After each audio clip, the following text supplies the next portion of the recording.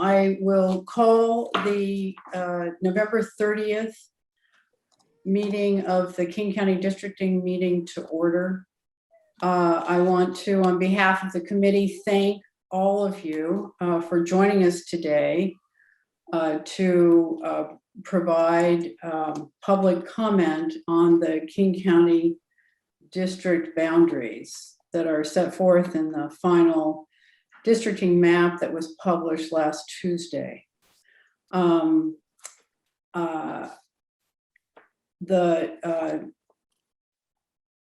plan for today and the procedure we're going to follow is first to provide a brief overview of our districting process. Then our districting master, Dennis Higgins, who is a geographic information systems expert, will present the final draft districting plan that was prepared at the committee's direction. After that, we will open the hearing and meeting up for comments from you. And we would like you to please limit your comments to 2 minutes. Before we begin, we want to start with some acknowledgements. In King County, we live on the ancestral homelands of the Coast Salish people, a people who have lived in the Salish Sea Basin from time immemorial. Please join me in expressing our deepest respect and gratitude for our indigenous neighbors, the Duwamish, Snoqualmish, Nisqually, Snoqualmie, and Muckleshoot tribes for their enduring care and protection of our shared lands and waterways. We also want to acknowledge the history and experiences of Asian Americans, Pacific Islanders, Black African Americans, and Hispanic Latinx Americans.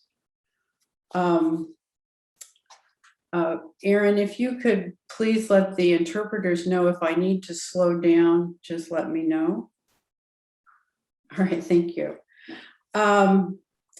The goal of the census is to count every person living in the United States every 10 years. At all levels of government throughout the United States, those governmental entities then use the census data to draw voting district boundaries. The committee is an independent volunteer body. The committee's sole responsibility is to redraw the King County Council districts based on the census data. The committee is me, Ann Schindler, I'm a retired judge, Sophia Dannenberg, Paul Graves, Cheryl Jackson Williams, and Rob Sakai. The next slide, please.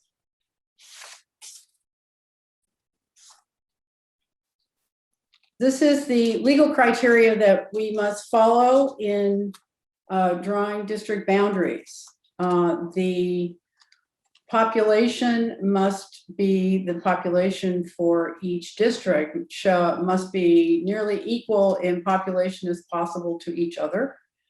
The districts are to be compact and comprised of contiguous territory. We're told compact is a circle, but that is not practical in application. Contiguous means that the districts must connect. To the extent feasible, district boundaries shall coincide with existing recognized natural boundaries and be comprised of economic and geographic units. To the extent possible, districts should be drawn to preserve existing communities of related and mutual interest. Communities are often stronger when they can vote together and are not divided among multiple districts. As nearly as practicable, district boundaries should correspond with the boundaries of municipalities and census tracts. State law provides that population data, the census data may not be used in redistricting for purposes of favoring or disfavoring any racial group or political party. Next slide, please. This, oh, you have to go back. Thank you.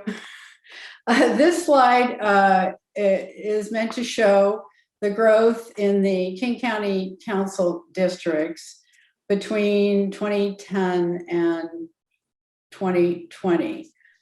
This is the information here is based on the recent 2020 census data. You can see from the chart that all of the districts have grown in population, but some have grown faster than others. King County's population overall grew by 18% from 2010 to 2020, reaching a population growth of that includes the new growth of approximately 2,269,675 in 2020. Next slide, please. This slide shows the current King County Council districts and the population that needs to either be taken away from that district or added to the district. So for instance, District 4 grew by a significant amount according to the census data. So the population of District 4 must contract by 21,336 in order to achieve equal population as nearly as practicable to the other districts. You can see also that in the north end, District 1 comprised of suburban cities and part of North Seattle, and districts 2, 5, 7, and 8 all need to expand. The District 4, as I noted, needs, which is completely in Seattle, District 6, which includes Bellevue, Kirkland, and other East Side communities, and District 3, which includes Issaquah, Sammamish, and parts of Redmond, all need to contract, lose population. Thank you. This chart shows you the community listening sessions that we organized and attended. The committee decided to focus on learning about and prioritizing listening to communities of interest. We held 21 listening sessions in the 2 months that are noted here, beginning in July and concluding in early September. We really appreciate the efforts that were made by the community members to coordinate with our staff to make these listening sessions as successful as they were, and we thank you. Next slide. The next slide lays out the redistricting map process. Following the community listening sessions that we held from July until September 7th, each member of the committee, except me, worked with the districting master to prepare a draft map that meets all the legal criteria. And that took place from September 7th until the 23rd. On September 30th, we, in our meeting, reviewed the similarities and differences between the draft maps. 2 maps were combined, and on October 7th, the districting committee published 3 draft maps for review and public comment at the 4 town hall meetings that were scheduled. Those were maps A, B, and C. The town halls were held as noted on October 17th, October 20th, October 19th, and October 21st.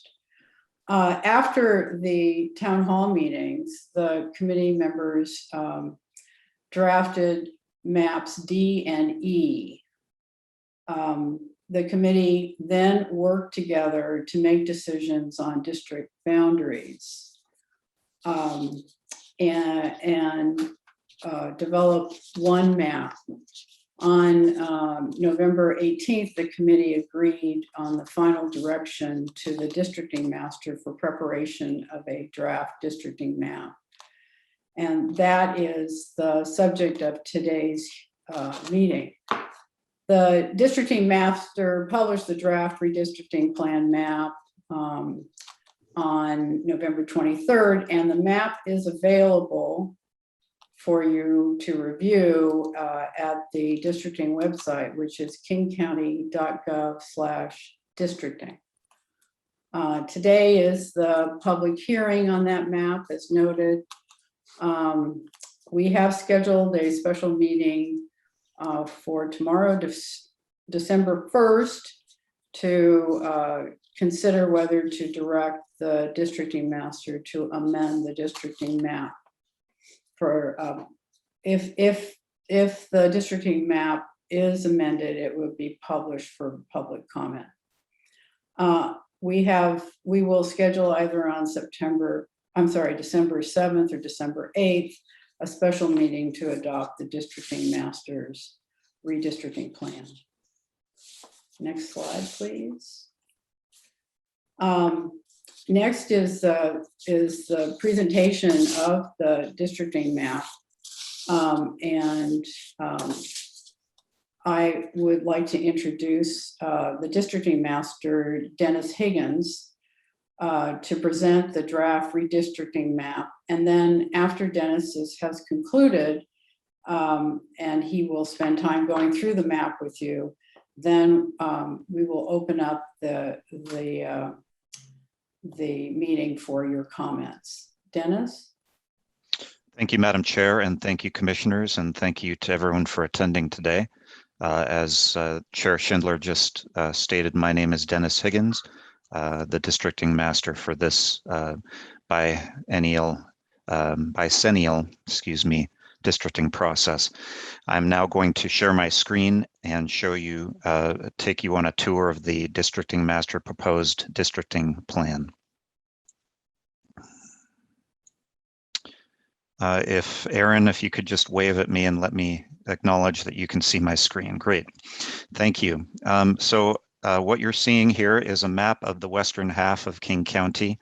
The western half of King County is the most populated area of King County, which does extend up into the Cascades, at the crest of the Cascades. However, all of the districts are concentrated in the west half, with the exceptions of District 3 and 9, which extend up to the east. The boundary between District 3 and District 9 is not proposed to change from the current boundary. So we will be taking you on a tour of these districts in West King County.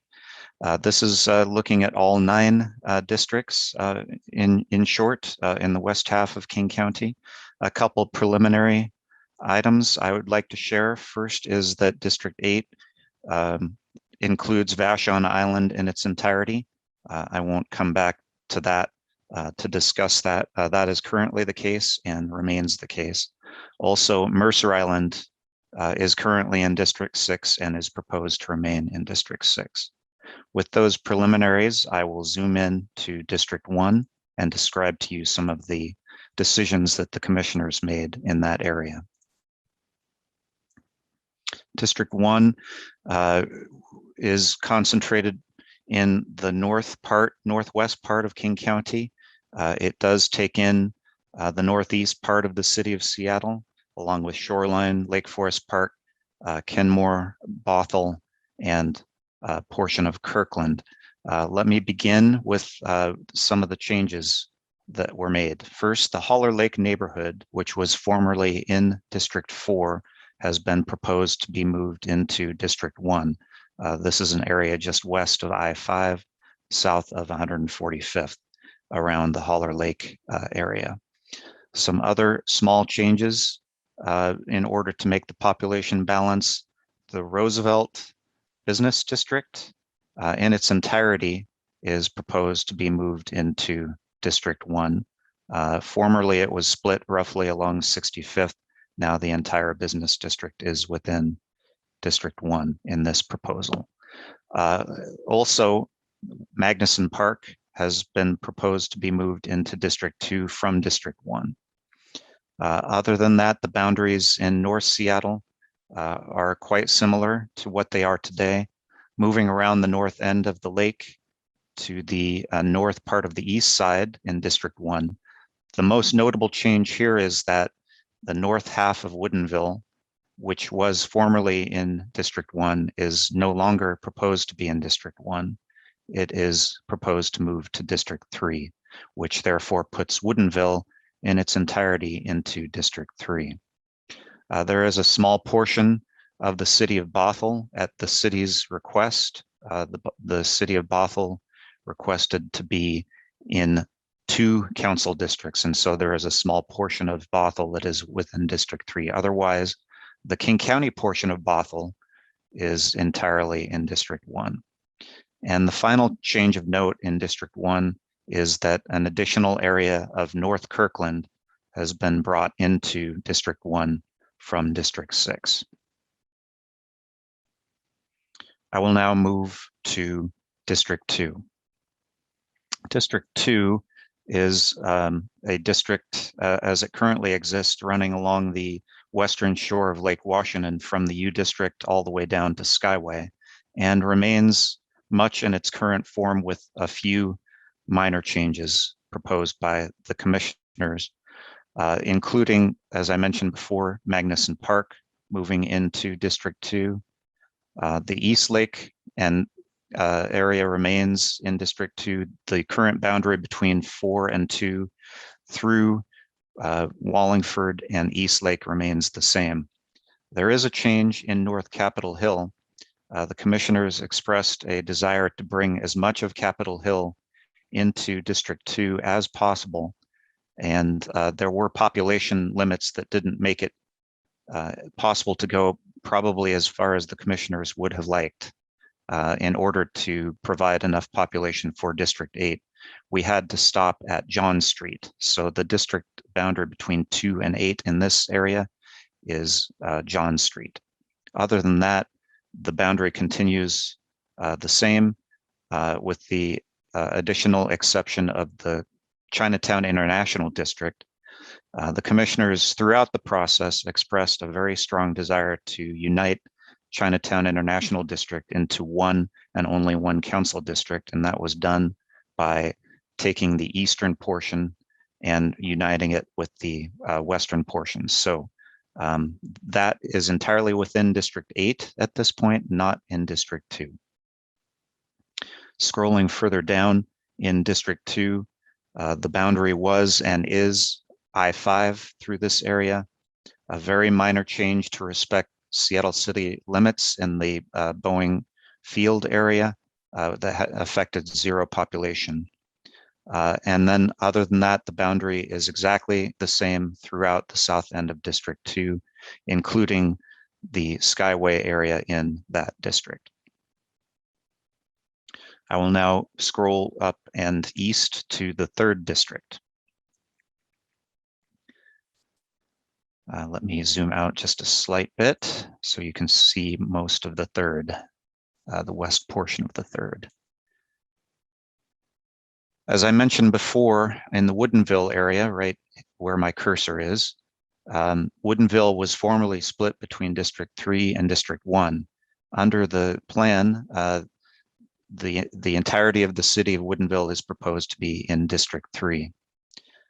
Moving further to the south, the boundary between District 6 and District 3 has been moved to the east slightly, so that Redmond is no longer, the downtown portion of Redmond, I should say, is no longer within District 3, it is in District 6. That is in order to meet the commissioner's desire to unite the Redmond business districts within one district, and that has been done within District 6. District 3 boundaries remain the same, including Sammamish, including the city of Issaquah in its entirety. There is a minor adjustment just outside the city of Issaquah, near Cougar Mountain Regional Park's north gateway. There's a neighborhood up on the hill above Newport Way that is unincorporated. About 200 voters, or I'm sorry, 200 residents, according to the census, are proposed to move from District 3 into District 9 in that area. Other than that, and moving around the south end of the district and all the way up to the crest of the Cascades, the boundary between 3 and 9 is exactly the same. I will now move back to North Seattle to show you the 4th district. District 4 remains in basically the same area with some adjustments. As the chair mentioned in the earlier presentation, District 4 was the most overpopulated of the 9 council districts, needing to lose or shed approximately about 21,000 people. In order to do that, two main changes were made. One we already talked about in the Holler Lake neighborhood, which was moved to District 1 from District 4.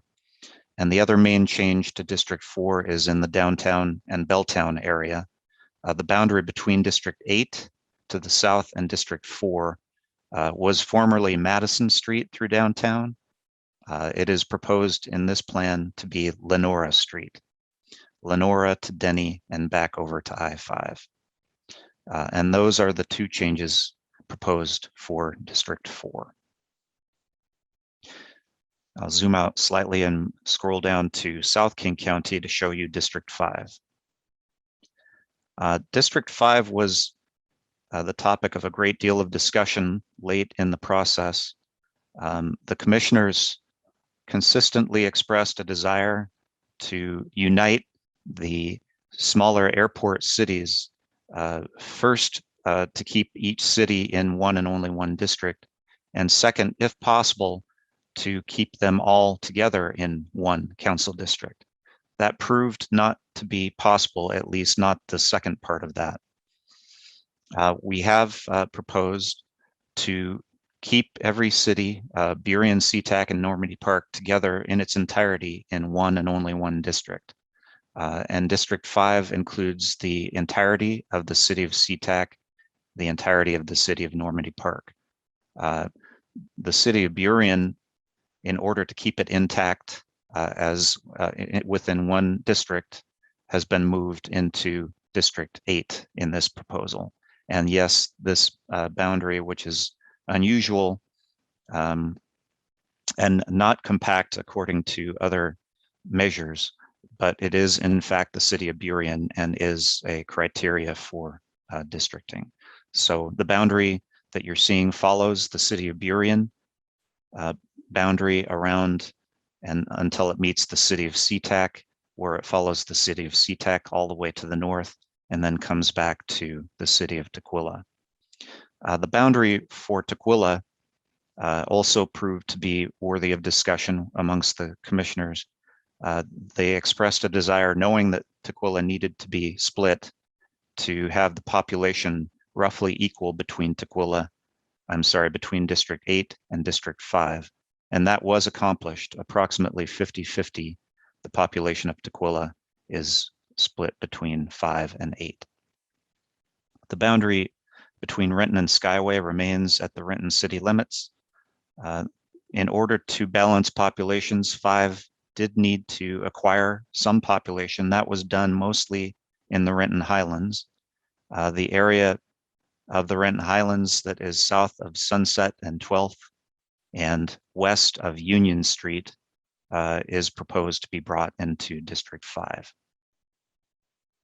Further south in District 5, the commissioners expressed a desire to bring the city of Kent from its current status where it is in 3 council districts to be in only 2 council districts. That was achieved in the southeast part of Kent by extending District 5's boundary out to the city limits in the Meridian Valley Country Club area, and then setting the south boundary of District 5 along 256th and Canyon Drive.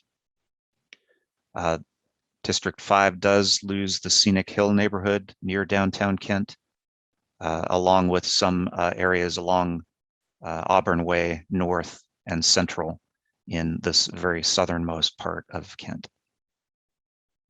District 5's boundary otherwise remains the same. The city of Des Moines is entirely within District 5, and the boundary along the southwestern edge between 5 and 7 remains at 272nd and 277th. I will now move to District 6. District 6 was again the subject of a great deal of conversation amongst the commissioners, especially where to set the southern boundary of District 6 between 6 and 9. Ultimately, the commissioners decided on using I-90 as the southern boundary of District 6, whereas the Lakemont, Cougar Hills neighborhood and the Southeast Gate neighborhoods were formerly in District 6. They are moved into District 9 in this proposal. And so the southern boundary is straight across on I-90. Looking to the north in District 6, as I mentioned before, Mercer Island remains and currently is in District 6. To the north, downtown Kirkland remains in District 6. Some part of North Kirkland, however, has been proposed to move to District 1 from District 6. In addition, as mentioned before when we were discussing District 3, downtown Redmond is included in District 6 in this proposal, along with some of the business areas, industrial areas of Redmond, east of Marymore Park. Also, the APD is brought entirely into District 6, or I should say the south part of the Sammamish APD along Redmond Woodinville Road, with that as the boundary. I will now move to District 7 in the southwest corner of King County. District 7, visually speaking, is one of the more changed districts between the 2011 districting process and the 2021. And that is because the eastern boundary has been moved, whereas the western portion of the Enumclaw Plateau and the rural area southeast of Auburn were formerly in District 7. Those areas have been moved in this proposal into District 9. And so the boundary you're seeing here for District 7 follows the Auburn city limits. And that is a correct line in that area, despite its shape. That is the eastern boundary of the city of Auburn, following it all the way around. District 7 did need to acquire some population, and it did so in southeast Kent. Again, the boundary was pushed all the way out to the east boundary of Kent, but some neighborhoods in the Lake Meridian area, everything south of 256th Street, and as I mentioned before, the Scenic Hill neighborhood are proposed to be brought into District 7 to make the populations nearly equal. I will now move to District 8. District 8, as mentioned before, includes Vashon Island currently and in this proposal. Beginning in the south end of District 8, I already discussed how the boundary between 8 and 5 was set, following the city limits of Burien and SeaTac, and very nearly meeting the line where it exists today in the city of Tukwila. The boundary is also almost exactly the same through the area along interurban Avenue of Tukwila up to the Martin Luther King Way exit on I-5. I did mention that a zero population census block near Boeing Field was moved from 8 into 2, and that was to respect the Seattle city limits. But the most notable change probably, other than the ones we've already talked about, are in downtown Seattle. Two items of note, 3 items I'll say.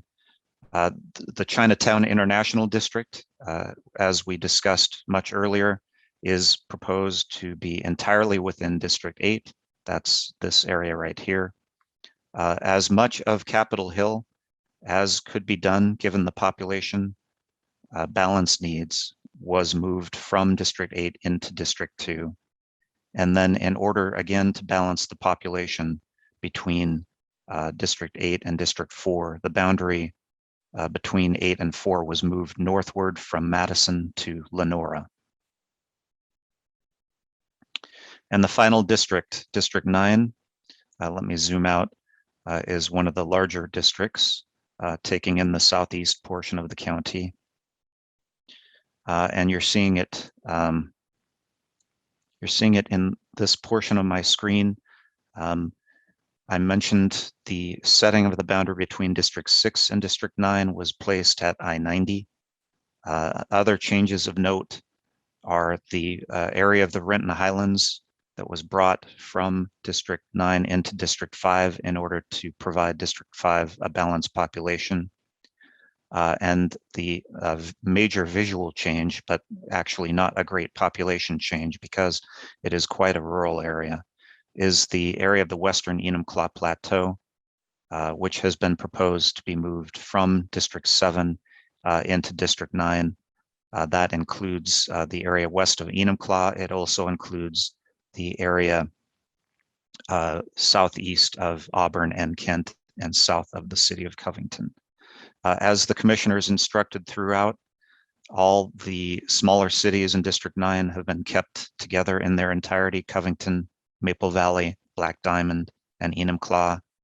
In the current plan and in this new proposed plan are in District 9, as is the city of Newcastle in its entirety. Madam Chair, that is my presentation of the proposed districting master plan.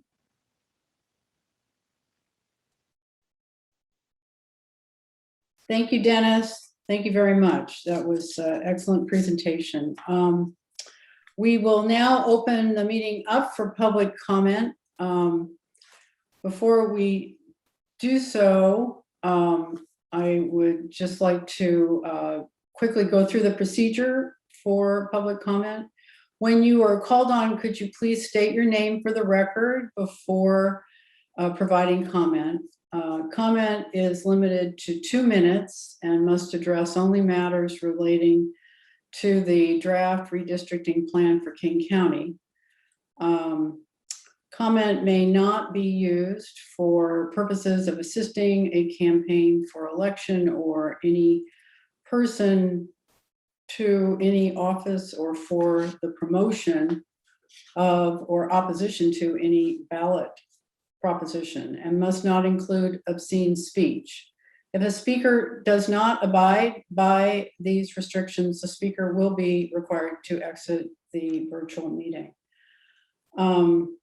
A note to interpreters: if someone in your channel wants to provide comment, you will need to switch to the English channel to interpret the comment for them, and then switch back to your language channel to relay the response, if any.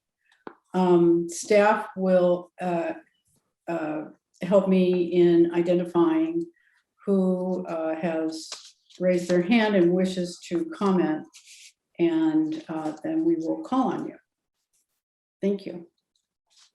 And Madam Chair, I would just add that for those of you who may not be familiar with Zoom, the raise your hand function is located at the bottom of your screen. If you click reactions, one click, and then raise your hand is right at the bottom of that. And they will pop, the order that you raise your hand in will pop up on our screen, and you will be called on in that order. So don't be shy if you want to testify tonight. Thank you, Patrick. Madam Chair, the first person I saw raise their hand was Terry Lindeke. So Terry, if you want to go ahead, unmute yourself, please. Hello, my name is Terry Lindeke. I am from Burien, one of the airport towns that is very critical to be kept together with our other airport cities. I say that as having been part of a committee with the Quiet Skies. I work closely with Representative Tina Orwell, and I have never gotten any assistance or any participation from the other people that you are trying to put us with. We testified to this last week with our King County Councilmember, Dave Upthegrove. I don't see any reason why I'm going to get any more support moving me to a different legislative district. It is critical that Burien be kept with South King County. Our needs are very different from those of Seattle.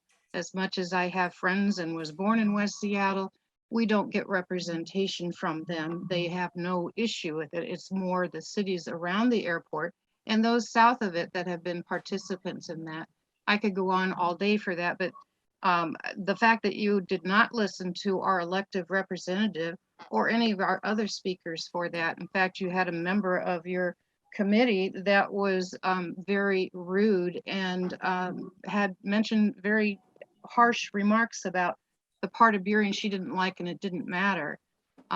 Your own staff member was saying we didn't listen to or respond to the comments, the public testimony that we received, and yet you just went ahead and do what you were going to do anyway. I really think it's essential that we become part of District 5, where we have that representation, and we will remain a SeaTac airport city.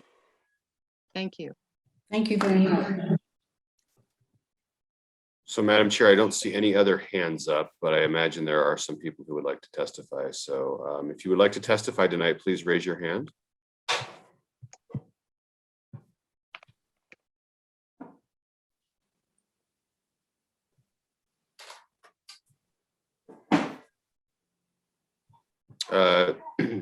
Madam Chair, Councilmember Dembowski has his hand up. Councilmember, if you'd like to go ahead and testify. Councilmember, you unmuted yourself. Your video may not work because we've had a Zoom bomber problem, so the video is disabled. So if you just unmute yourself, you should be able to testify. I'm sorry. Okay, sorry about that. Can you hear me? Yeah. We can hear you just fine. Thank you so much for your hard work, and it's pretty amazing to see all the process you've gone through. I have appreciated the opportunity to testify early on to give an overview of You want to sit, come with rock with grandma? Really? Want to sit over here? Sorry, I was getting some other feedback there. I appreciate the opportunity to provide an overview of how the communities work together in District 1 today, and the draft map presented looks wonderful. I'm coming to you with one specific request, and I've consulted with Councilmember Zahalai about this. The map today makes a change with respect to the Windermere Magnuson Park communities and puts them into District 2 out of District 1. This is very personal to me because I've done a lot of work in partnership with the communities, and there's a particular vulnerable community there in Magnuson Park and Mercy Housing and in Phyllis Gutierrez Kinney Place. I've worked to get $1 million for their community center, even though it's a Seattle project, and support the organizations in Magnuson Park to help the kids who wouldn't have access to Mountaineers or Sales Sandpoint and the art space there and the community radio to make sure that they've got scholarships. My district, District 1, is a fairly well-off district, but there is in the council budget process opportunities for district-directed funds. I would just ask that the districting committee consider putting Magnuson Park, and if you wanted to, you go back to the original boundary there because of geographic features. For basically at the bottom of Windermere, there's a hill and the road network goes north, not south. But I think that it would be good for that community, if you will, to remain connected with District 1. They go to school at Eckstein, they go to Roosevelt, District 1 schools, and they're more oriented that way from a communities of interest perspective. And I understand, I don't know all of the reasons why you might be looking at moving them to District 2, but I think that they would be better served by staying in D1. And I just ask for your consideration. Totally up to you. There's no political advantage to me in any of that. I just care very much about that community and how it is represented. And I consulted with the Councilmember Zahala as well. So thank you for your work and for hearing me out on that. And I'd be happy to answer questions. Thank you. Once again, there are no more hands up. Madam Chair, I think Sophia has a question. It might be for Councilmember Dembowski, so it might make sense to do that. Okay, so Sophia? Thank you, Councilmember. You had said a street that goes north-south. I was wondering if you could just repeat. I don't think I got the note. Thank you, Commissioner Denberg. Could you ask your question one more time? In your comment, you had said there's an opportunity, there's a street that goes north-south. I didn't quite catch what that was. Yeah, sorry, I spoke very quickly there. The border today of D1 is on the southern end of the Windermere neighborhood, and the street grid in there, it basically it begins to go uphill toward Laurelhurst and the school. The street grid ends there kind of from Sandpoint way down to the lake and heads north towards Magnuson Park. And it's hard to see on a map, but basically the communities of Windermere and then the UW student housing in between Windermere and Magnuson Park, and then the residents of Magnuson Park are connected together on a street grid. And so there is from a geographic boundaries perspective in your statute, a logical basis to keep that line where it is today. Alternatively, your prior map had the line drawn straight across at 65th, and certainly that would help with compactness. None of this is end of the earth stuff, but I care about that community. You all did wonderful work keeping Northgate, Pinehurst, like city together. So I just wanted to raise that as you work towards your final line drawing. Thank you. Thank you very much. Thank you. Once again, if you're interested in making a comment, please raise your hand.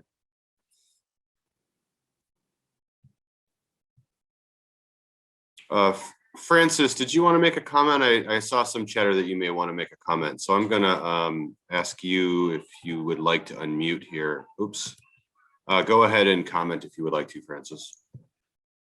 Oh, no, I just want to start interpreting because Midori has been helping since the beginning, but I was not able to unmute myself. Sorry about that, Midori. Thank you. And Councilmember Zahala, I would like to make a comment, Madam Chair. Let me, I'm sorry. Councilmember, you got jumped in front of by Joanna Cullen. Joanna, you're first in line. Can you go ahead and unmute yourself? Yes. I'm just going to comment that I know that the last time and even now, the Capitol Hill continues to be divided, like they're around 12th or 10th or something. And I'm just not sure why it has to stay so long, why District 2 has to like go longer north instead of taking in that area. It seems like that part of Capitol Hill and the central area sort of deserve not to be split up, but that's just a wondering. Thank you, Ms. Cullen. The next one I see that has popped up is Councilmember Cole Wells. So go ahead and unmute yourself, Councilmember, and then Councilmember Zahala will be next. Thank you very much, Patrick.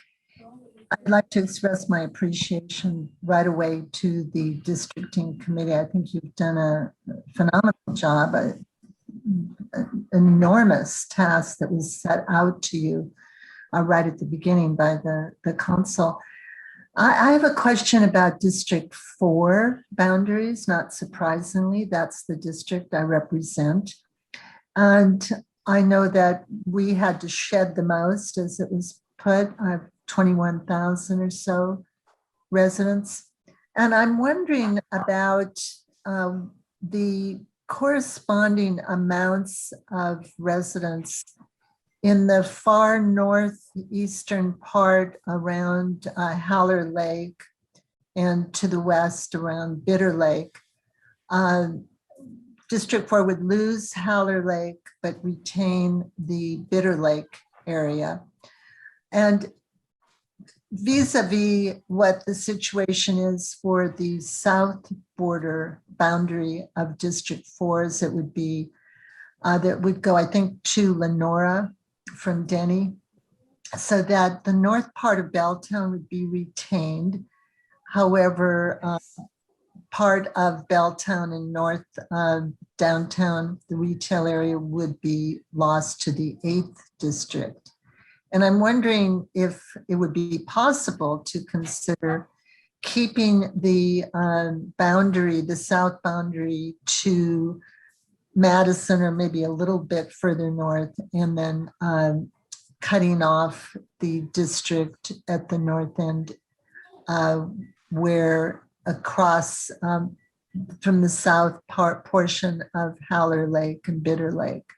I know that would affect what you do with the 1st and the 2nd district as well, and the 8th, but it's a question, are the populations about the same in those two areas? Because I think a case can be made to keep the whole Belltown and the retail area together. Thank you.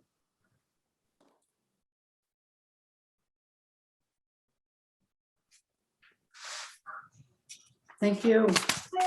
Thank you, council member. I'm looking for Councilmember Zahalai. I will call on him in just a second because he did. There he is. Councilmember Zahalai, go ahead. I couldn't find you for a second. Go ahead. Thank you so much, Patrick. First of all, I too wanted to just thank the commission. I feel like we assembled the Justice League with all of you. Each of you are superheroes from various corners of the world. And I just wanted to express gratitude for all of the great work that you've done. I wanted to reiterate the concern that one of my constituents, Ms. Cullen, mentioned earlier, and that's a concern that I hear very frequently. You know, District 2 is very long and skinny, and because of that, we end up capturing a lot of communities that have super divergent interests. You know, the more northern parts of my district, Laurelhurst, for example, very different from a Skyway. And so people have frequently asked about why the district goes up so far north versus, you know, being more fulsome within or wholesome within the areas like Capitol Hill and maybe even expanding out into South King County in some ways, just to keep communities of interest together. I think a Plan E, the original Plan E that was released last month, captured some of those interests by shifting certain neighborhoods and expanding out into a little bit of Renton and Tukwila. Was in line with what I hear from constituents often about District 2, about it, you know, being a mile wide and so going so far north and south rather than capturing more neighborhoods down south. So that's just one concern that I've heard and that I wanted to elevate. And lastly, I fully support what Councilmember Dembowski requested earlier regarding Magnuson Park. Thank you. Thank you. Thank you, Councilmember. Mark Prohl is the next one I see on my list. So go ahead and unmute yourself, Mark. Did that. Just a quick comment. Let me do this here. My reactions. Anyway, I want to put my hand down. Whatever. Just a quick comment. I appreciate in the presentation the explanation of the boundaries, because I was particularly interested in that odd-looking thrust of down into the Normandy Park and Des Moines area. But now that you explained it, it makes perfect sense. So just other than that, I'm glad you guys are doing this because I would have no patience for it. Thank you. Well, thank you. Thank you, Mark. The next name I see is Mary Furtakis. Mary, go ahead. Thank you, and I appreciate having opportunity to share a little bit. I am a Tukwila resident, and I didn't know Councilmember Zahalai was going to speak about the version E map, but that was what I also wanted to talk about. I've lived here for 30 years, and so I've seen and lived through 3 redistrictings, and I've also been involved in my community when we did a redistrict of our school district to make it more equitable for access for people to run for the school board, because representation matters. And being able to see what happens when you actually are able to provide that kind of representation by, in our case, equally distributing single family and multifamily housing between the 5 director areas. Between 2000 and 2010, we were split congressionally between the 7th and the 9th. And that actually allowed me to do better advocacy because I had 2 people I could talk to, that if I was being shut out by one, I had another person I could talk to. And then being in a small portion of District 8 for the last 10 years, we really saw the impact during COVID on representation and why that matters and how we were marginalized. We have far more in common with Skyway. Both Skyway and Tukwila for a long time were part of unincorporated King County, so we don't have the type of infrastructure that some others have. And for those of you who haven't been around a long time, the reason that we aren't part of unincorporated King County in Tukwila now was because of annexations that happened as a result of the Green River Killer and not feeling like we were getting support. So I would really appreciate that piece being looked at with neighborhoods that demographically have a lot in common, and being able to have us have a voice by being able to be a part of, in my case, I would prefer to see my part of Tukwila be a part of Director Area 2, since we are adjacent to Skyway and have been able to collaborate. Thank you for the opportunity to comment. Thank you. Thank you, ma'am. Madam Chair, there are no other hands up right now. So if you are interested in testifying tonight, I think now is the time. Please raise your hand when you can.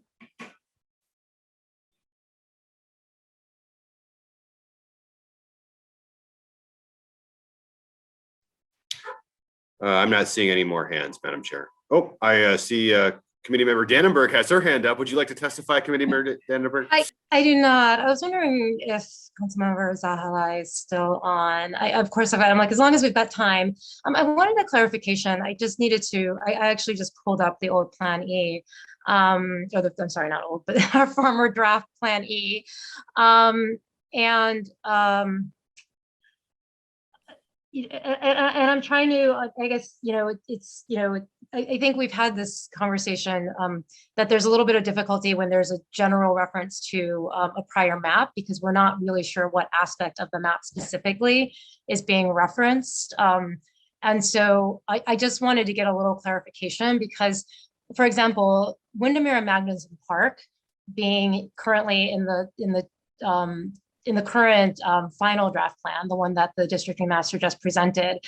In fact, the reason that was in Plan E, and I'll just like I will own this because I think I might be confused.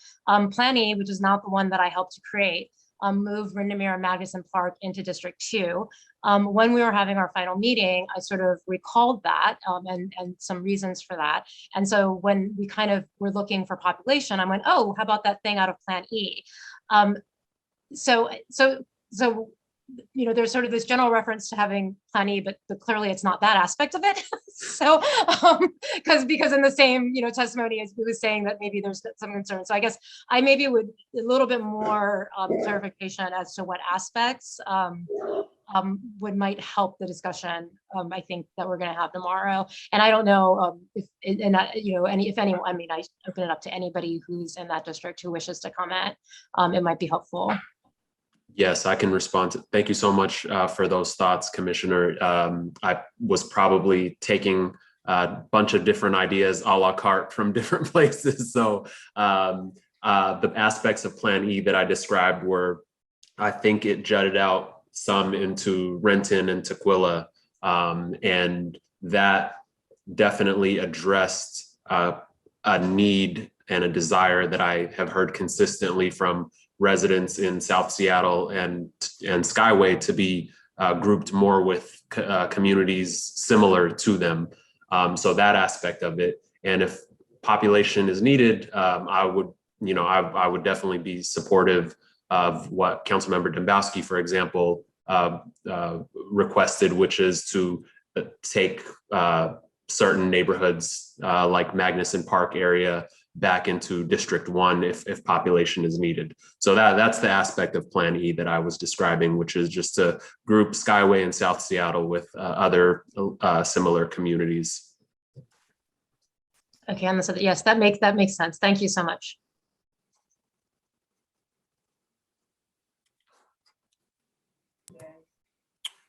Once again, kind of second offer of anyone else wishing to testify this evening. Once again, the raise your hand function is located under reactions at the bottom of your screen, if you're looking for it. Madam Chair, Joanna Cullen has her hand up again. She's already testified. I just want to make sure it's okay to call on her again. Sure. Ms. Cullen, go ahead. Well, I just wanted to mention that if District 2 didn't go so far north, and I live in the central area or central district, then you could possibly make it a little fatter and bring Capitol Hill, like go a little bit further west there, and it wouldn't be so skinny right there in the middle. And that area doesn't really have that much in common with West Seattle and Vashon Island. So it would be, that's all. That's my comment. Thank you. Thank you, Ms. Cullen. Jason Morris, your hand is up. Please go ahead.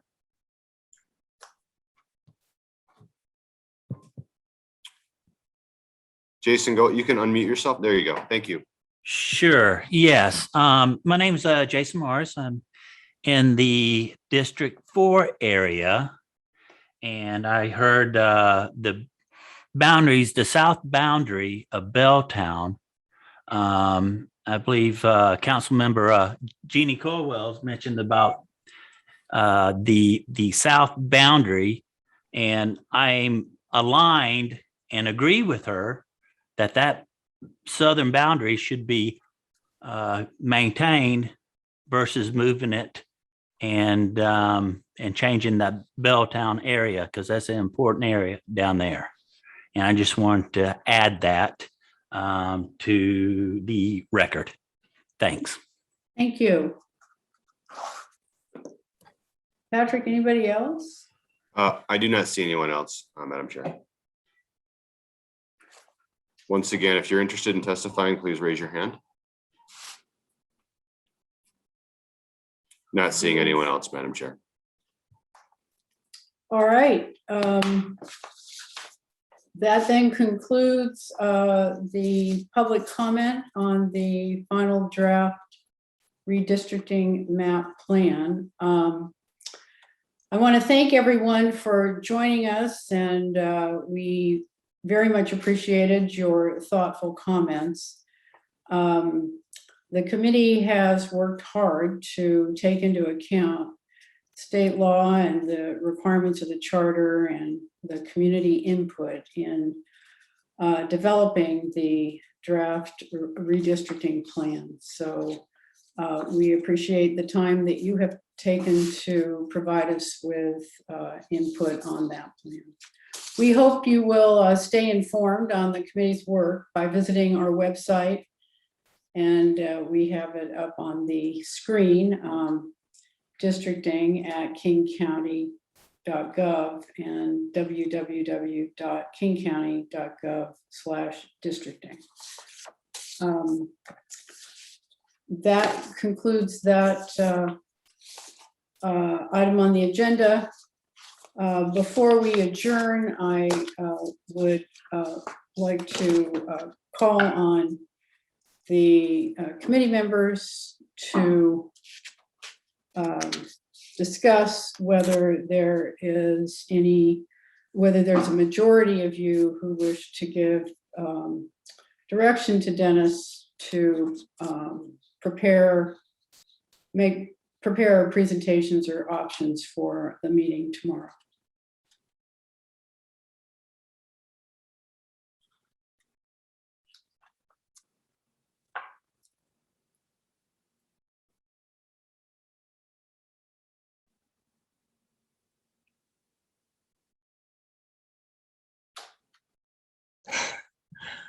I feel like it's always me. Can I clarify, are you asking if we have specific direction or do we want to just generally? Well, we have our special meetings for tomorrow. I think in order to have that meeting be focused and we have limited time, that if there are options that Dennis can prepare, if there are amendments that perhaps you might want to look at, if there are changes that Dennis should look at and be prepared to present you with options about, that I think we need to give him the opportunity to do that between today and tomorrow.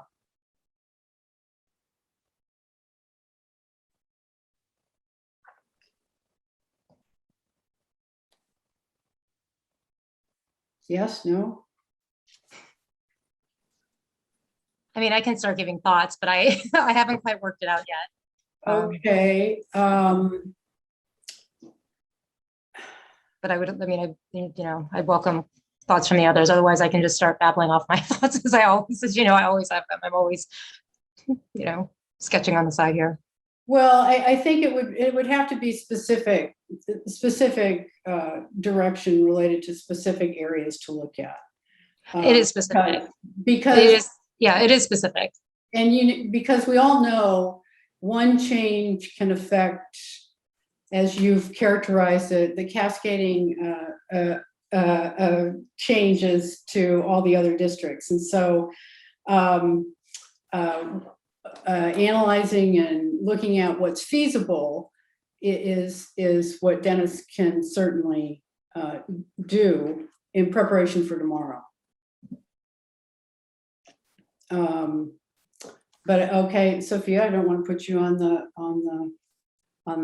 hook, so we'll move to the other committee members to see what thoughts they have, and then come back to you. And Rob has his hand up. Rob? Thank you, Madam Chair, and I also appreciate the very thoughtful, insightful comments that everyone took the time to present and share today. Very valuable feedback, and something that we've worked hard to and will continue to through the end of this process, trying our best to bring to life, and working within these very specific legal criteria and constraints that we're under. But I really do appreciate it.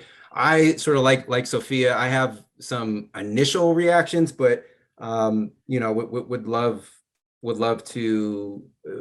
the opportunity to kind of ruminate on it a little more, like in between our today and our follow-up meeting. The two things that sort of jump out is top of mind in terms of being potential, dare I say, like low-hanging fruit. But one relates to restoring. So I would love Dennis and the districting master team to come up with some options to restore Capitol Hill in its entirety to District 2. What would that look like? We know today that under the current map, Capitol Hill is currently split. And so part of our direction was we wanted to reunite as much as possible Capitol Hill in one district. It's split between Districts 2 and Districts 8, with Districts 2 retaining the bulk of Capitol Hill. So we got a lot of it in Districts 2, in District 2, but we didn't get everything. So would love to learn an option. What would that look like? How could we conceivably get there? The second thing that sort of jumps out at me, Madam Chair, and Dennis here is the comments from Councilmember Zahalai and Councilmember Dembowski with respect to that sort of trade-off of those impacted communities in the Madison Park area.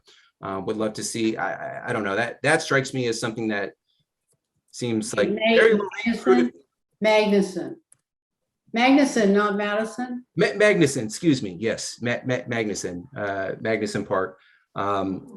That area would love to continue to explore that. Okay, thank you. Paul? Thank you very much, Madam Chair. The Magnuson Park Windermere decision, from my point of view, came largely from Cheryl, and so I'd be interested in seeing what that looked like, but I'd also love to hear from her if she's available to speak to that specific decision, because if I recall correctly, that was the impetus for trying to move those neighborhoods into District 8, or I'm sorry, District 2. All right, thank you. Cheryl?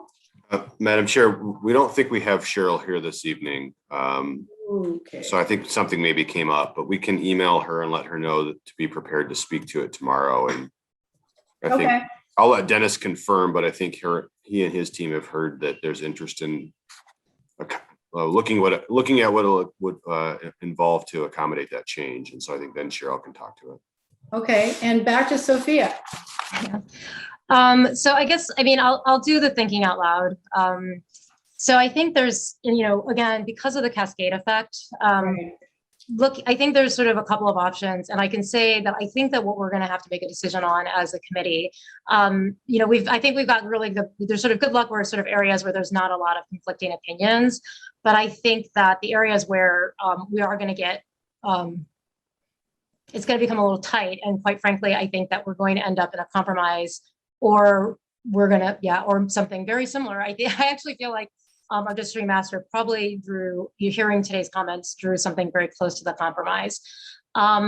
If we were to sort of look at the map, sort of that sort of Magnuson Park, Windermere, that area where, we know that there were folks there in the transitional housing who felt like they could benefit from being in District 2, and that's why we sort of popped it up. I did hear the, testimony that there has been a lot of focus, and I appreciate, I think that Councilmember Dembowski appreciates, the importance of focusing on that area and making sure it's well cared for. And so I would be comfortable sort of moving that back, basically south. If we were to, do that, then District 2, essentially what we would be doing is moving population from District 1 to 2, District 2 to 1. And so District 2 needs to gain population, and certainly they could do some of that by gaining Capitol Hill. I would ask the district master to not just draw one that includes moving all of Capitol Hill into District 2, only because I'm being realistic. It is extremely dense. It is extremely dense. And I suspect that if we move all of Capitol Hill into District 2, it's not just going to impact District 2. I think that the only way we'd be able to do that is to then do what we've seen in some of the previous proposals, which I'll just for the public say that I didn't agree with, which was bringing District 8 literally smack randomly into the middle of Queen Anne. Like just literally the line was like in the middle of Queen Anne Hill. There was no logic. It was completely splitting a neighborhood. It was, so I think like that's not something that I think is going to be practical. I think we discussed keeping First Hill, which is a distinct neighborhood from Capitol Hill, because I think when people refer to Capitol Hill, they're not, we had this discussion before. It's not, First Hill is a different neighborhood. Anyone who spends time there would know from Capitol Hill. So I would say maybe looking at the option of keeping First Hill in District 8 and moving Capitol Hill into District 2 as one option. And the other one is one where, again, you do something similar to what you did, but kind of continue to bring more and more Capitol Hill in until you balance what was just done in Windermere. So essentially, whatever the population of Magnuson Park and Windermere, if you move that from 2 to 1, what's the exact population balance in Capitol Hill? I don't know what that is. I'm not sure if you could actually get all the way to First Hill. If you could, that'd be great. I suspect you won't quite be able to. So I'd like to see both. One where you've moved all of everything except First Hill, and one where you've just done, the inch down. If you do the inch down, then District 8 is going to need to gain population. right? Because we've now taken population out of District 8 into District 2. And again, I would like to see the inch on District 8. And this is what I think is going to become a conflict more into Belltown. So you're going to be going against what I think we've heard 2 public commenters say about making the goes further south. And in fact, we're going to inch it up north a little bit to take into that population. And again, I see that as a compromise from if you move all of Capitol Hill, and then you'll basically have to take not just all of Belltown, but Lower Queen Anne and half of Upper Queen Anne. I think if you move all of Capitol Hill, you're going to have to do that. And it's going to be too much. And I think it also does go against some of our commenters. So I would like to see the compromise. If you do that, then you will need to take some population out of District 4, and you will need to add some population into District 1, because that's where the balance is going to end up based on that. I think that we had some discussion over in Wallingford area. If you look at the border, it sort of kicks over I-5, maybe sort of looking at cleaning that up, using I-5 as the border. I do think if you start to go into East Lake, using I-5 at the border gets a little messy, because then you really are kind of splitting that neighborhood. But that's another place maybe to look to move population, something like over there. So I think you can do something there, and then something on the north side. I think that's one compromise.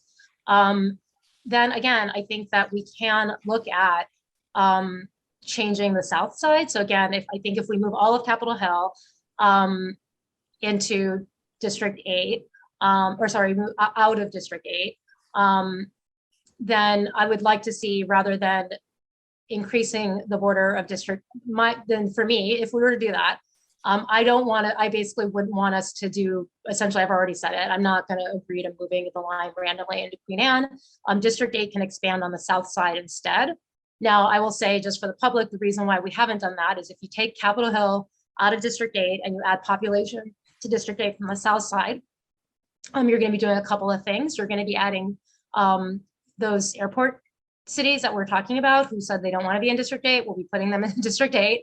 And then that's actually going to have a cascade effect over on the east side, and likely have to move District 9 further into Bellevue, which we've already sort of agreed as a compromise. That line, you have I-90. So this is why I'm just sort of thinking out loud for the public. And I know I've started this map so much that it's probably hard to follow what I'm talking about. But if you just kind of imagine the cascade effect, if I move the northern border of District 8 down, I have to move the southern border further south.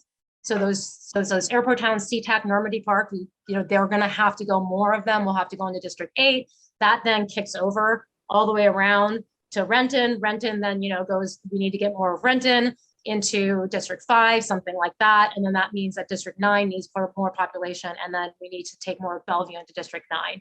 And that would be going against what District 9 wants. Basically, they don't want more Bellevue, and that would be going against the southern cities. So when I talk about what the districting master did right now as a compromise, in my view, rather like this is what it is, right? It's like, we can't just, everyone's like, we said to do this and you did it. It's like, yes, because if we did the thing you asked for, then we just have to we just have to do something very drastic. And as I said, I think that if we do a lot on that Capitol Hill side, so what is actually happening is you've heard public comment today about Capitol Hill, and you've heard public comment today about the southern cities. That actually is in some level of conflict with the public comment you heard in Belltown, with the public comment that you haven't heard, but take my word for it, we heard a lot of it on the side. We didn't hear it today, but just rest assured, they don't want more of Bellevue into District 9. We've already put a good chunk of more of Bellevue in District 9. And again, that was the compromise they agreed to, was to take that chunk of Bellevue that they didn't want. So I think, again, I want to see, Dennis, sure, do the drastic ones, but I want to see this one where you sort of inch. So it looks a lot like you did, right? It's going to look visually a lot like what it does now. But again, maybe just nudging. And maybe then everybody will hate it and everybody will be unhappy. And that's the definition of success, right? Because no one likes it. Then everyone's got to compromise. So let me know if that doesn't make sense, Dennis. Otherwise, we can sit down and I can talk you through it, because I know that was a lot. But I think you know what I'm talking about from our previous discussions. I have taken thorough notes. All right. Thank you, Commissioner. Thanks. Madam Chair, if I may, yes. I'd like to share my screen again and just share some thoughts that I'm having through the comments I've heard so far. Sure. Okay. Just a moment, please. Okay, so if you're seeing my screen, you're seeing the current the map that was released last Tuesday. Yes. Let me start with the east side, because that's actually, I think, perhaps the most straightforward place to start in this discussion. And Commissioner Dannenberg, your comment about intruding on District 6 or into Bellevue from 9 is important to hold in mind throughout this entire discussion, because everything that you do to move lines in downtown Seattle and Capitol Hill will come back around to the decisions that you made on the east side and affect those in one way or another. First off, the boundary between 6 and 9 along I-90 in Bellevue, you guys spent a lot of time on that. At one point, you had discussed moving Issaquah into District 9, which is really the only other area on the east side for District 9 to acquire any population, which it needed to do. District 9 was one of the underpopulated council districts. So you spent a great deal of time setting the boundary along through I-90 along the south boundary of Issaquah. You did at one point look to expand up toward North Bend and Snoqualmie, but there really isn't any population in the forested area up over Tiger Mountain Pass. So you would actually have to go into North Bend and Snoqualmie themselves in order to get any population up in that area. So I say that as a preface to some of the discussions that you were having about moving population of District 8 southward in order to expand the area of District 2 into Capitol Hill. There are really only two ways you could do that. One is to press on the south end in other words, for 8 to press on 5, which would press on 7, which would press on 9, which would press on 6 and 3. The other is to go north, and that may be an option. But then you start running into where do you draw the line between 8 and 4 in downtown Seattle. It was another comment that you made that I found very amazing, because Josh and I basically had the same conversation when we were looking at North Capitol Hill and the line through Belltown in District 4. What you could do oftentimes in districts that are adjacent to one another, or even 2 or 3 or 4 districts that are adjacent to one another, is do some sort of a swap among 3 or 4 districts. And we were looking at doing that between 2, 8, and 4 at various points. We were trying to rotate District 2 into District 8 to take in more of North Capitol Hill, which means that District 8 would have to rotate to the north to take in more of Belltown, and then District 4 would rotate to the east to take in, for example, East Wallingford. That is a legitimate option. You could do that, but it conflicts with 2 different sets of testimony that we've heard here today. So another comment that you made, that we tried to draw the map as close to a compromise as maybe we could, I think is also an intelligent and accurate comment. That we did attempt to split the differences in most areas in order to arrive at that sort of compromise. Let me just throw one other thought into the mix, which has to do with Magnuson Park and Windermere. One of the things that we did to make the population balance between 2 and 1 in that area was to redraw the boundary in the Roosevelt Business District, where it formerly came straight across at 65th. It's dipping south here. You could very easily redraw the boundary between 1 and 2 in order to take Windermere and Magnuson Park back into 1 and move the boundary in along 65th back to pretty close to where it is today. That would be a relatively easy fix. But in order to accommodate the North Capitol Hill and Belltown situation, I really would ask for very clear, very universal direction between now and tomorrow. Well, and at this stage, I think that we have to have a majority that would agree to what that direction would be, because we have spent a lot of time talking about Capitol Hill, and certainly that implicates Belltown, and there has been discussion about Belltown.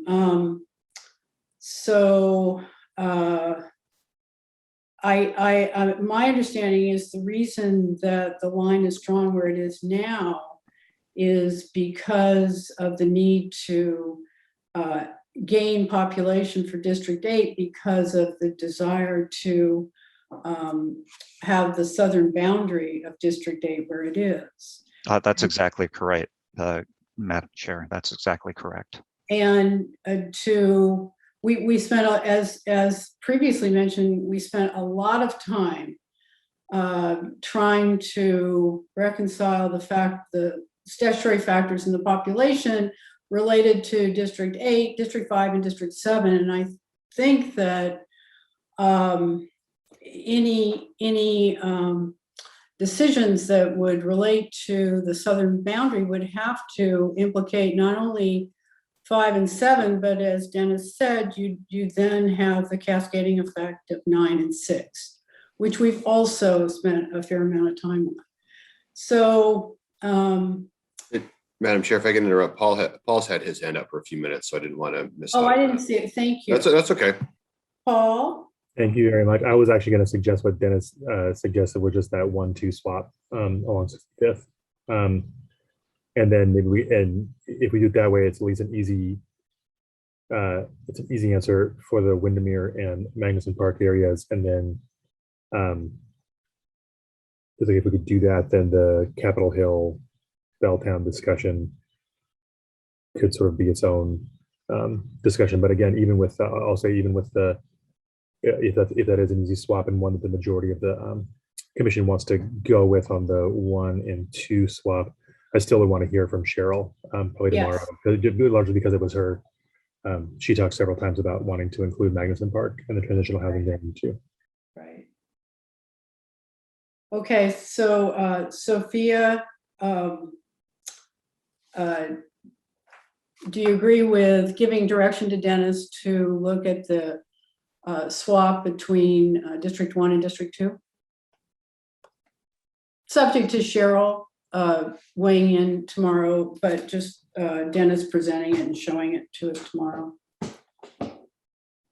I mean, yeah, I think that's, I mean, I don't know what the population balance is, but I think that swap, again, if Cheryl agrees, makes a lot of sense. And again, hearing what Rob said, I think it would be good to see an option where it goes even beyond just Magnuson Park a little bit more, and see if there's sort of, again, we could do the Belltown Capitol Hill, but I think there's also a way to sort of do something with this sort of this sort of rotating around a little bit.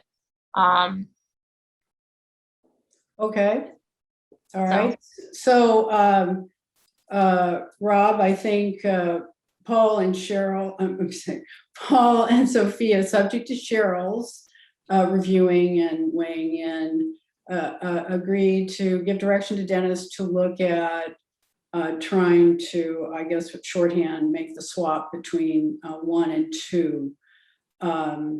And based on, do you agree with that?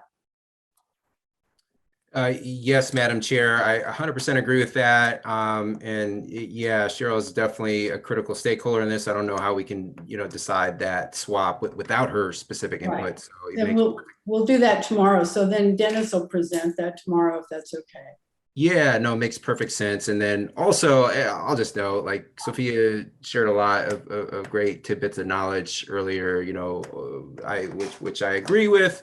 And, I actually collaborated with pretty closely with Sophia on one of these proposed maps. And so I share that sentiment, and I'll point out, I'll point out my shared concern about like pushing District 8 further north and doing some sort of wonky like Queen Anne or like imposing further north of Belltown or whatever it is, and instead would prefer that line to come south. But I don't know, it's been described as like a twisty kind of turny configuration, but potential scenario with Districts 4, 2, and 8 to accommodate that Capitol Hill reuniting in its entirety in District 2. But yeah, but I support moving the line further south if needed, if none of that else works. Well, when you say further south, are you talking about the furthest southern boundary of Burien? Or are you talking about further south related to downtown Seattle? What I'm talking about offhand is because the District's 8 boundary, its southern boundary loses some population from what currently exists today. I don't know what the exact line is, but on the southeastern portion there of Tukwila, it's about right, as a districting master aptly noted. But in that sort of middle like hump period, it lost a lot of population there. So moving that line further south, restoring it. In other words, restoring it to something more closely, in line with what it is today. That's So what that would be splitting CTAC.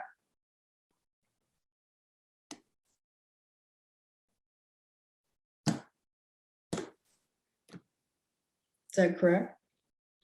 And I think we've already looked at this, and then you have to you've taken population away from District 5. So I think we'd have to have a majority agree to revisit all of the decisions that were made related to 5, 7, 9, and 6.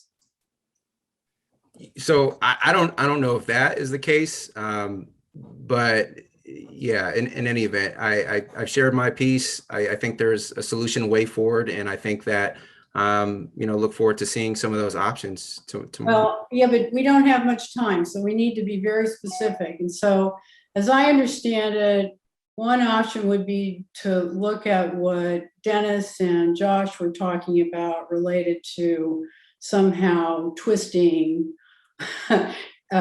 districts 2, 8, and 4 in the Capitol Hill area. But unless Sophia and Paul and Cheryl agree to revisit the decisions that were made about 5, 7, 9, and 6, I don't think Dennis should spend time on trying to revisit that because we've already seen what that looks like.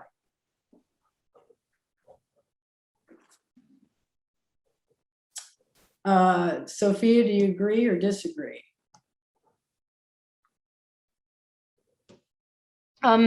So I was looking at what the numbers were, and so I think what Rob is referencing is that part of CTAC used to be in District 8. Right. And I think what we did is we followed a philosophy of wanting if we could to put entire cities. So previously 80% of Burien was in District 8, 20% of it was in District 5, and I think it was something like 20% of CTAC was in District 8, and the rest of it was something like that. And we sort of did a swap, right, where we basically took the little bit of Burien that was in District 8, the little bit of CTAC that was in District 8, and we put it in District 5, and we took that tiny bit of Burien that was in District 5, and we put it in District 8. And somehow net on the southern side, it did lose, and then a lot of Tukwila was in District 8 previously, and I can't recall exactly how the split means. Oh, and I'm really sorry. I think that between 2 and 8, I think that's the other thing that we wanted to look at is we talked a lot about, I don't know why I keep calling it Allendale. That must be some other place, Allentown. I did also want to give him some direction to revisit the Allentown decision, which is that we maybe had put it back into District 2. Based on testimony we heard today, because we had actually heard that from Cheryl before.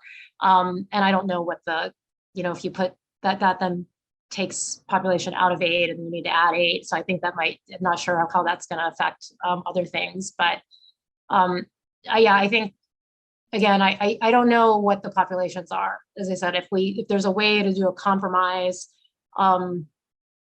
and sort of Paul had mentioned, looking at Belltown and Capitol Hill as an independent, and I just wanted to note that of course we can't because of course because Belltown is in District 4 and Capitol Hill is in District 2, right? We can't, like, then it ends up.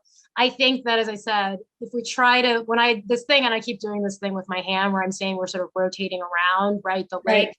I live in District 4, and I agree that it's really less than what I'm saying, I just need to be really clear, is that when I'm talking about moving that boundary further into Belltown, like, that's not what I want. To me, that's like a compromise in order to take some of Capitol Hill out of District, put more of Capitol Hill back in District 2. It's less than ideal. I would probably, from my district, if I were to just say District 4 hat, I wouldn't want that at all.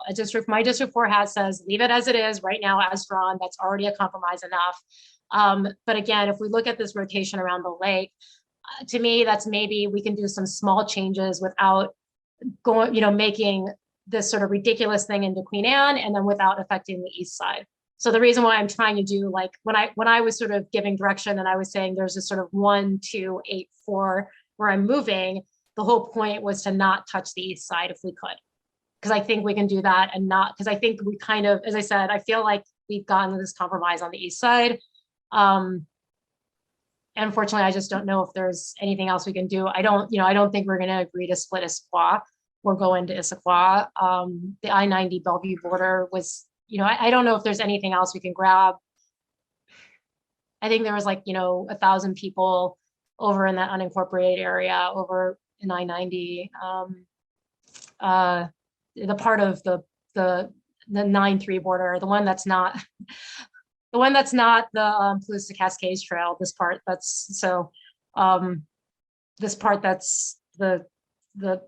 harsh lines rather than the Palouse Cascades Trail. There's maybe 700 people there. I just don't feel like there's anywhere else for us to gain population on the east side. I don't know. I'd have to sit and do it myself. So. Well, and back to the suggestion that District 8 move farther south, we saw that option and we can show it to you again. What it means is you significantly impact District 2.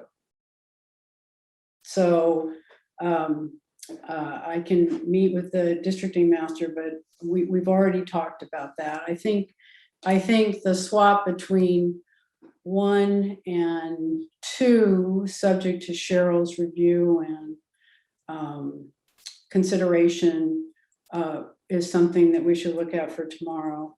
What we're calling the Dennis Josh analysis of 2, 8, and 4 is something that we could look at tomorrow. And Dennis can show you again what moving District 8 further south would do.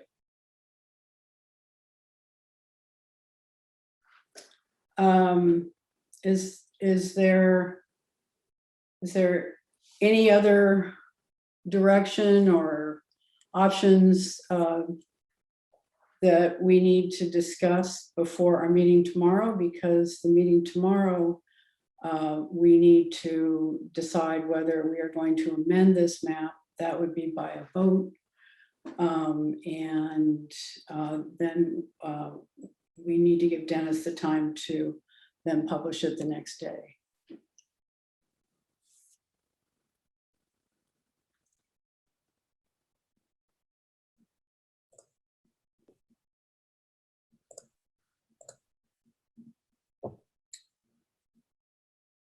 Madam Chair, Paul has his hand up.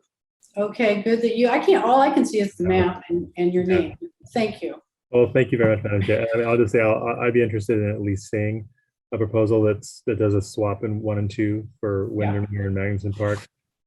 But I just like we had substantive discussion on everything else that we're talking about here, from Capitol Hill down through the south of the county and what it means for all the districts there. And so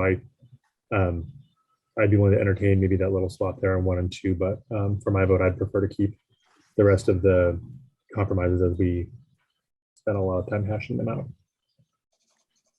Okay.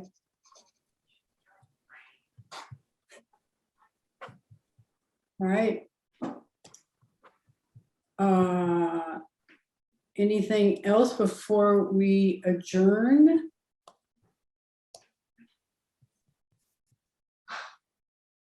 I can't see Sophia or Rob, so Paul. I don't see any hands up, Madam Chair. Okay, thank you. All right, so we are scheduled to meet tomorrow at 3 o'clock. And Paul will be available by phone, but will not be able to participate by Zoom. So Paul, it was helpful for you to state your position so that we know what that is. Yeah, I'll be going to lovely, lovely Sacramento, truly the Paris of California. So Paul will be available by phone at the airport. His plane leaves at 7. So our meeting's at 3. It's scheduled for 2 hours. So that works with Paul's schedule. So that's great. And I look forward to seeing you and Cheryl tomorrow and talking to you, Paul, on the phone. All right. All right. Thank you, everybody. We are adjourned.